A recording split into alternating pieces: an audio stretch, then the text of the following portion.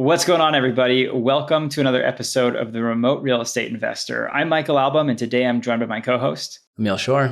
And today, Emil and I are going to be talking about his real life debacle that he's in with his triplex and how he's going to be getting himself out of it. So let's get into it.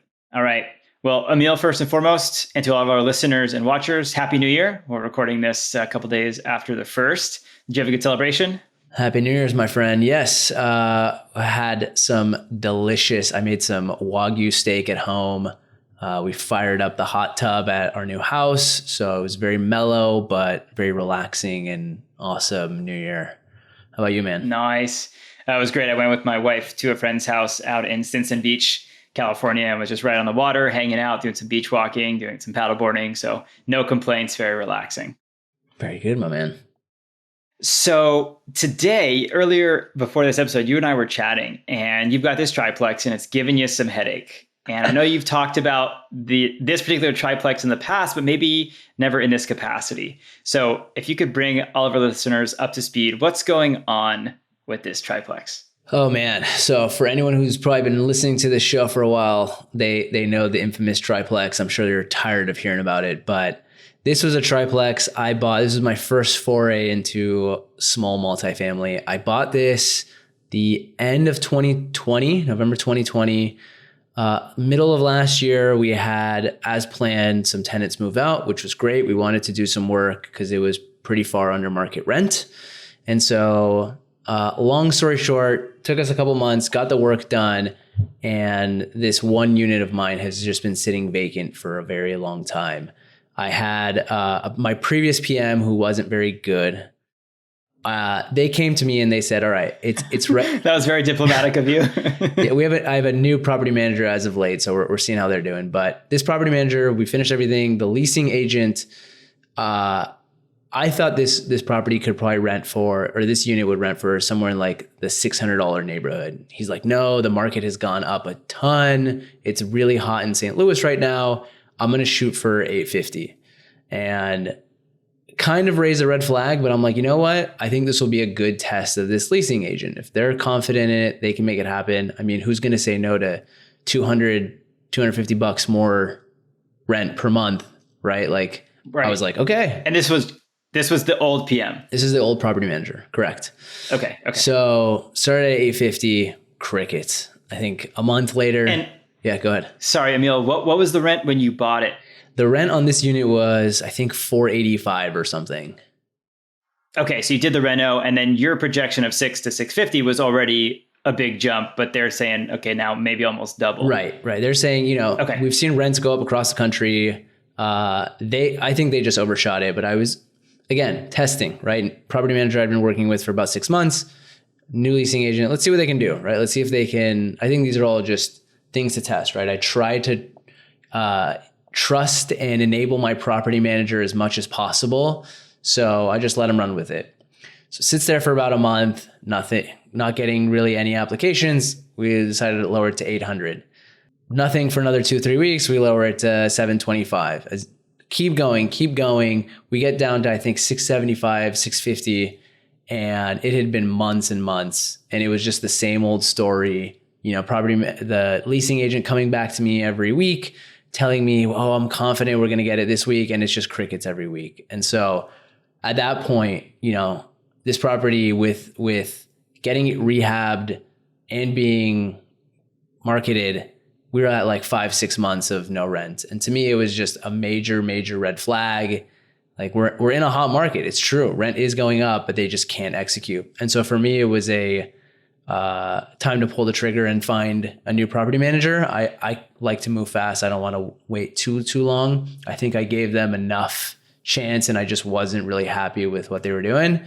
So have since then moved to a new property manager at the beginning of December. We've been marketing at 650 and we're getting kind of similar stuff. What's interesting though, what the difference is here, this property manager, they no longer are accepting voucher tenants and they just have higher qualifications, which I'm okay with. I'm okay if we wait a little. And what's a voucher tenant? Voucher is Section 8, someone who meets a certain income threshold where the city, the local authority is helping them pay their rent. Okay. So this PM is not accepting those tenants. Yeah, they've decided, I think this was recent, they decided they're no longer filling vacant units with voucher tenants. So, which is fine. I want them to manage, I want them to do whatever they're comfortable with. They have 1,200 plus units they manage. They know this game, so I'm letting them handle it. So it's a new year. December was slow. The holidays, we didn't get much. And so now it's like, my leasing agent comes to me and is like, I think we should be at 600. That seems where the market is telling us to be. And so, this is just a rough spot for me where I'm like, what do I do here? I've tried multiple property managers. Is it my location? Is it the property? Like, what's going on? And I get different answers every week, but it's like, man, I don't know. I'm curious if you've been in positions like this. What have you done to get a tenant in place? Some additional background. I would call this a Class C property, over 100 years old. There's things have been fixed, but it hasn't gone through, like, I didn't gut rehab this place or anything special. So okay. That's the context. All right. Well, I've got an answer for your question, but I'm going to first answer it with a couple more follow-up questions for you, my friend. Okay. So this PM that you got rid of, because I know I've been hearing a lot of stories like this from people both in the academy and then just people, fellow investor friends and colleagues, that they're frustrated with their PM and they don't know what to do and they don't know how to approach a situation. So was this lack of getting the property leased like the final straw, and the property manager had been kind of screwing up to this point, and this was the straw that broke the camel's back, or was this kind of that first, second, and third strike for you that said, hey, I gotta make a move? The rehab, I think, it went a lot longer than originally anticipated. I think that's every rehab, right? Like every time you hear about that, it was just like, I got pictures back and the quality of work, my property manager is telling me, oh, work was great, blah, blah, blah. I'm looking at the work. I'm like, it's okay. And it looks like we didn't pay. It wasn't the cheapest, but it wasn't the highest. I don't know. Just, it was a couple things for me. But I would say the majority of it is that if you can't lease my place, like, how can I continue working with you? That was the majority of it. Like, your leasing agent isn't doing their job. I can't just keep a property with you that's sitting 2/3 vacant. Yeah, no, it makes total sense. And so what was the physical process that you went through to get a new property manager? Was it let's have a discussion with the existing PM saying kind of an ultimatum, hey, if you can't do this, then this is the consequence? Or was it, you know what, I'm so fed up and now I did this other stuff. So walk me through what you did. I thought about saying, guys, if you don't get this place rented by the end of whatever, like, I need to move on. My fear there is then I'm basically forcing their hand to find a terrible tenant just to fill the place and keep my business. So I refused. I didn't want to set an ultimatum and then be in a worse situation a couple months down the road. I try to work with them. I'm following up. I'm not like playing on the sidelines. Like, I'm getting regular updates. I'm trying to just hold them accountable as much as I can and just seeing how they do things. And I wasn't happy with it for months. And so for me, it was just time to move on, try someone new. And so were you interviewing other PMs? Did you cut the cord before you found a new one? What was that process like? This was my second property manager in St. Louis. So I had been talking to some other property managers. There's people in the academy who, I chat with in Slack, and they tell me, hey, you should check out so-and-so. It's funny. You talk to two different investors who've used the same property manager and you get a different story. And so I hadn't, there was one backup I was thinking of, but I had mixed reviews about them. And then actually you had a friend who was raving about a property manager they use in St. Louis. And I was getting fed up. You're like, hey man, just give them a call. So I called them. We had a good conversation. They seemed like they really knew their stuff. And so far their operations has been great. The last property manager I was using, smaller team, which I was curious to see, like, do I get a little bit more sway with them because they don't have 1,000+ units? But I think sometimes you find that their operations are lacking, whereas this company, 1,200+ units, their operations are much tighter. I get answers faster. They have a person who they have people who master a certain domain, not like people wearing 7 hats within the company, which is actually, I think, better personally. Yeah, makes total sense. Just, why did you say you're so surprised? Like, and you have a friend. Like, what do you just like think I don't have friends? Why you gotta say it like that, man? Well, it was funny because you asked, and I'm like, well, you know how this story ends because you told me about the property manager. So you're asking me like you don't know, but you know. It's part of the shtick, man. It's for the pod. All right, cool. That makes sense. And I think that's really good takeaway from like a process standpoint for anyone who is in a similar situation or feels like they might be in a similar situation with their property manager of being kind of fed up or having the demerits accumulate. This is a pretty repeatable process that anyone can go through.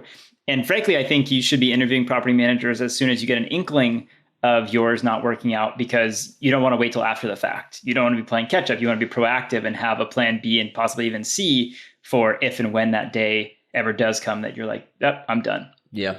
I can tell you personally, every time I've started to have doubts about a person, a vendor, whatever, and I try to work through it, it almost always doesn't work out. So I feel like once you have that gut feeling like things aren't working out, like you said, you should be talking to other people as a backup, because I found it rarely works out. Yeah. But so do you think then, now having had that experience, you, as soon as your next vendor or relationship, you get that gut feel, are you going to cut the cord sooner, or are you still going to try to kind of work through it to give people the benefit of the doubt? I stupidly still give people benefit of the doubt and try to work through it because, I'm not like going to fire somebody at the first. A mess up is different to me than like I don't feel like this is going to work out. Everyone messes up. It's accountability. Like, are they accountable? Do they have a plan for how to fix this? It's a matter of like, when people mess up and there's no accountability and they don't have a game plan for how we're going to fix this or anything, or they're just being vague. That's when I'm like, okay, this is starting to give me red flags. Yep. Makes total sense. And then just out of curiosity, when you ran the numbers on this property, how did it cash flow? I mean, what was your expected monthly cash flow? I don't remember the number. I can probably go dig it up. It was probably I think it was going to be, once we rehabbed it, if I include all the rehab costs as like my cash in the property, we were probably going to cash on cash around 10%, I think it was. Okay. And so now the fact that this property or this unit, the middle or whatever the unit is vacant, are you negative cash flow every month, or are you still able to cover your costs? That one we were okay with when it was offline. We have the bigger townhouse style of the triplex vacant. That's the moneymaker, right? That one's like 1,000 plus that we're marketing it for right now. It was at like 850 or 900 before. So with just the 1 bedroom that we were talking about just now offline or vacant, we were okay. But now that 2 are vacant, I'm coming out of pocket every month right now. Okay. All right. And so is your property manager seeming confident that they can get the bigger unit rented out just as easily as the smaller one? When I'm looking around on Zillow in the area for a 3-bedroom apartment, there's nothing right now. So for me, it's a rough time because it's the new year. It's cold. It's usually like in colder climates, tougher to get people moving. Like, people don't move as much during the winter. Plus, you also just had the holidays, so not as many people are moving. But in looking at the landscape, like within a mile radius, there's literally no 3 bedrooms for rent. So anyone who needs some bigger space, we're looking pretty good. I just think it was the time of year. So okay. I'm more optimistic about that one. I'm just trying, this 1 bed, 1 bath is like, man, when are we going to figure this one out? Yeah. All right. Well, that's super good perspective and good background. So getting back to the crux of your question with, advice, tips, have I ever been in a situation before? Yes to all 3. In April of 2020, so right when COVID was really hitting hard in the States, I was trying to rent out a freshly rehabbed 4-unit that I talk a lot about on prior episodes, which is like, oh my God, could you have picked a worse time to have 4 units to have to come online? And like at a premium, they were really expensive units because I put a ton of money into them. They were very high end because when I started the rehab in 2019, that's the way things were going. And so things would have worked out quite well. And so we just could not get these things rented for the life of us. My property manager, similar to yours, started high and then brought them down low, which I was fine with because they had been vacant for so long. So what's an extra 3, 4, 5 weeks to try to get them leased up? So it came to a point where we were kind of at our bottom threshold of where we could be. And I said, hey, let's start doing some move-in specials. $200 off, $300 off, $400 off per month to get someone to move in, just so it made it easier for them to get in the door.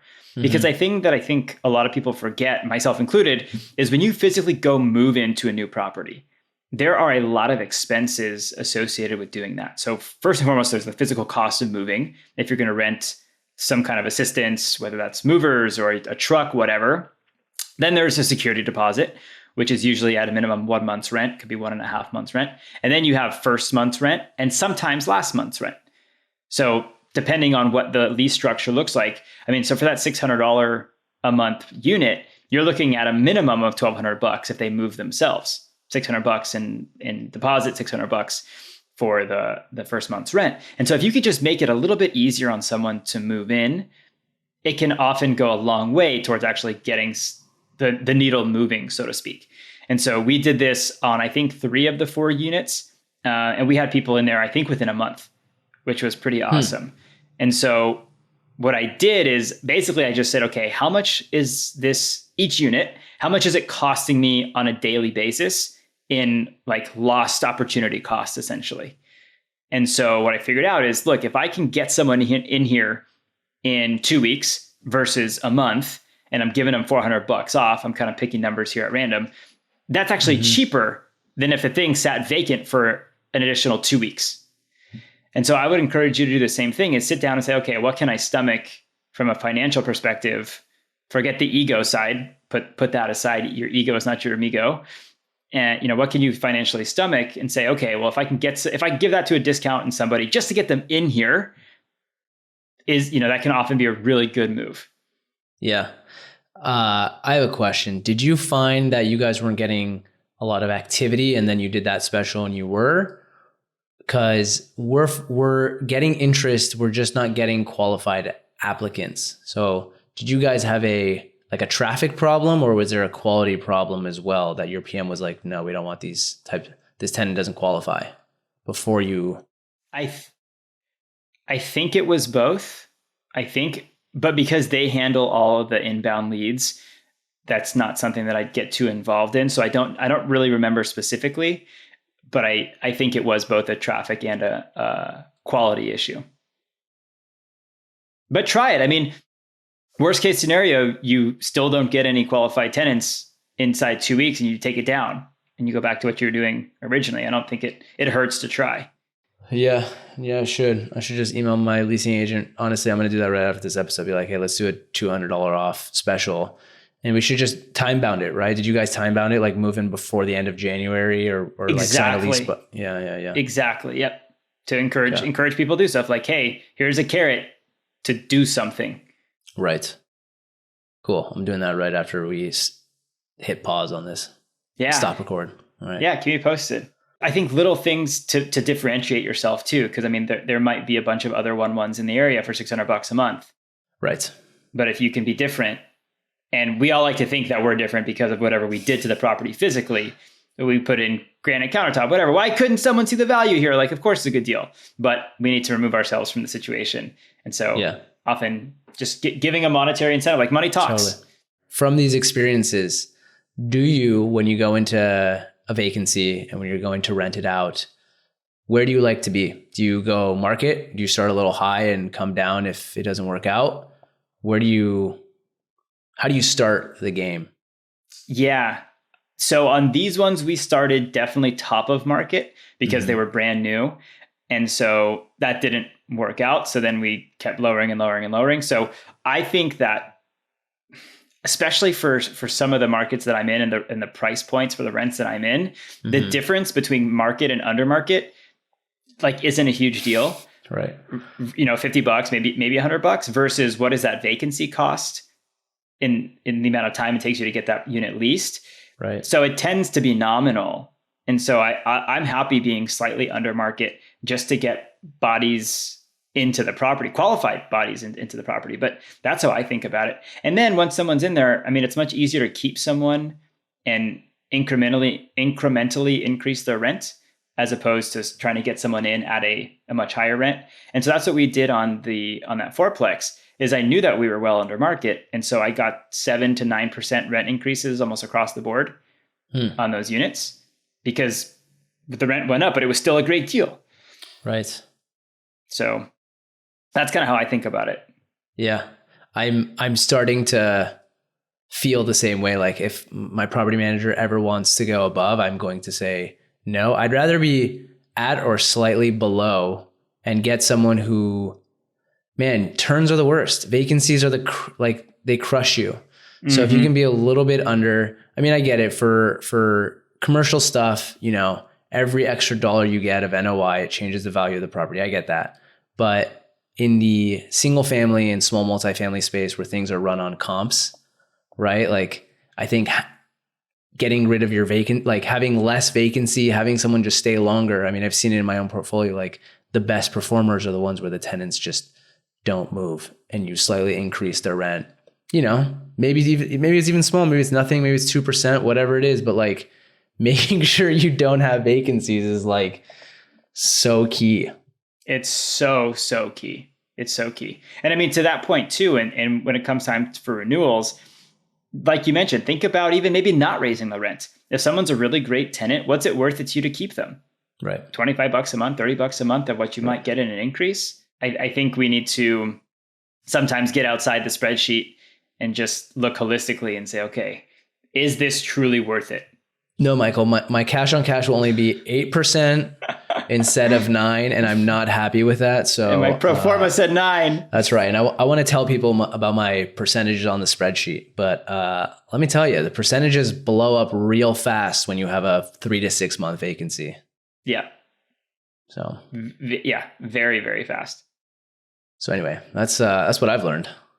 Awesome. Well, dude, this was like super insightful and great. I think for a number of different reasons to talk about problems with PMs, problems with leasing, problems with rent setting. This is all really real world stuff. And it's not always butterflies and rosebuds. So I appreciate you being vulnerable and sharing with us.